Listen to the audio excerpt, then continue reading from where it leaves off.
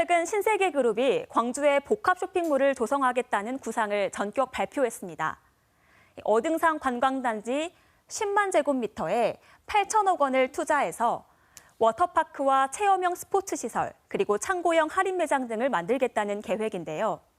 신세계는 2024년 하반기 착공해서 2027년 문을 열겠다는 구체적인 일정도 제시했습니다. 호남권을 아우르고 있는 중심도시의 그런 기능을 갖고 있듯이 그런 관점에서 무안이나 목포, 기타 전북 지방 일부까지도 접근할 수 있는 최적의 위치라 생각해서 어등산을 염두에 두고 있고요. 그렇다면 신세계가 복합 쇼핑몰을 조성하겠다는 어등산 관광단지 사업은 어떻게 시작됐을까요? 사실 어등산 일대는 과거 40여 년 동안 군부대의 포 사격장이었습니다. 그러나 이 포 사격장이 장성으로 옮겨가자 광주시는 황폐화된 어등산 일대에 관광단지를 조성하겠다며 지난 2006년 사업에 착수합니다. 민간 자본 3,400여 원을 들여 2012년까지 특급 호텔과 콘도 등의 숙박시설과 골프장 등을 조성하겠다는 계획이었습니다.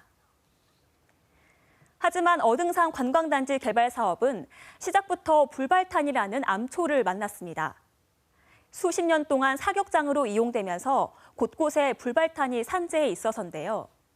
때문에 군부대가 나서 지난 2007년부터 2011년까지 연인원 4만 6천여 명을 동원해 불발탄 1,300여 발을 수거해야만 했습니다.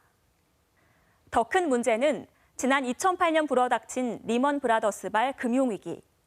최초 민간 사업자인 삼능건설 컨소시엄이 워크아웃 판정을 받으면서 어등산 관광단지 개발 사업은 표류하기 시작합니다. 이어 2009년 금광기업이 사업권을 넘겨받았으나 이후 법정 관리에 들어가면서 사업자는 다시 모아건설로 바뀌었는데요. 하지만 반년 만에 사업 포기를 선언합니다. 광주시가 2018년 사업자를 재공모해 호반건설을 선정했지만 수익성을 재다 또 사업을 포기했는데요. 이후 공모를 거쳐 서진건설이 사업자로 선정됐습니다. 그러나 협상이 결렬돼서 광주시가 우선 협상 대상자 선정을 취소했고요. 이어 서진건설이 소송을 제기해 현재 우선 협상자 지위를 놓고 항소심이 진행되고 있습니다. 따라서 신세계가 어등산 관광단지에 복합 쇼핑몰 사업을 추진하기 위해서는 우선 서진건설과의 소송이 마무리돼야 합니다.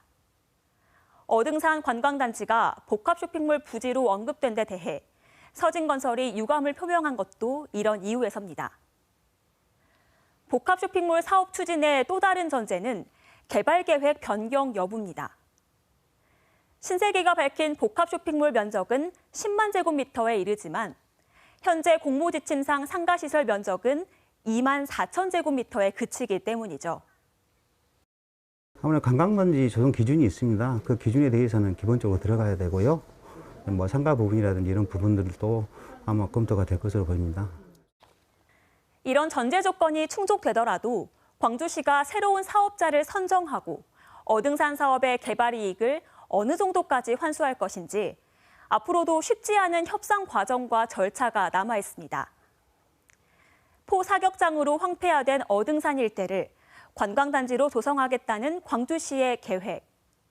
수익시설인 골프장만 2016년 준공됐을 뿐 특급 호텔 등의 관광단지는 아직도 첫 삽조차 뜨지 못하고 있는데요. 광주시가 토지 수용까지 강행하며 추진한 공익사업인 어등산 관광단지 개발 사업. 이번만큼은 사업성 우려와 특혜 시비를 불식하고 지역민을 위한 관광단지로 개발되길 기대해봅니다. 친절한 뉴스 양재희입니다.